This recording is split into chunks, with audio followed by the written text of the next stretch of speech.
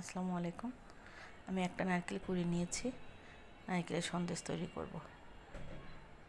নারকেলটা শিলপাটাতেও মিহি করে বাটতে পারবেন। আমি ব্লেন্ডারে মিহি করে ব্লেন্ড করে নিয়েছি।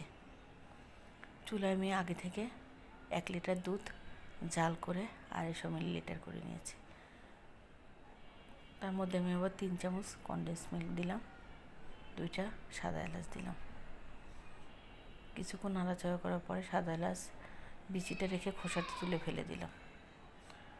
2 চামচ চিনি দিলাম। আপনার স্বাদ মতো আপনি চিনি দিবেন। একটা দারচিনি, একটা তেজপাতা দিয়ে দিলাম। এই যে দেখেন নারকেলটা আমি কেমন মিহি করে বেটে নিয়েছি। নারকেলটা দুধে দিয়ে দিলাম। এখন আপনার অনবরত নাড়তে থাকতে হবে। নাড়তে নাড়তে এক সময় দেখবেন নারকেলটা শুকিয়ে গেছে। এই যে মশলাটা আমি তুলে ফেলে দিলাম।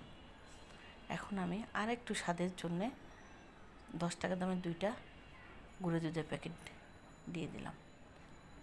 2 চামচ ঘি দিয়ে দিলাম সুন্দর একটা ফ্লেভারের জন্য। ভালো করে নেড়ে চেড়ে এই যে দেখেন আর একটু শক্ত হয়ে গেছে, দলা পেকে গেছে। এই যে দেখেন, এই যে দেখেন নাকড়ি থেকে সরে যাচ্ছে, তখন বুঝবেন হয়ে গেছে। চুলাটা বন্ধ করে ফ্রিজে তুলে নিলাম। আপনার পছন্দ মতো আপনি শেপ দিবেন। মানে সন্দেশ তো সাধারণত গোলে হয়, তাই আমি গোল শেপ করেই বানিয়ে নিয়েছি। একটা আমি দেখাই দিলাম। এটা যে এত মজার একটা সন্দেশ, আপনি যদি বাসায় তৈরি করে না খান বুঝতে পারবেন না।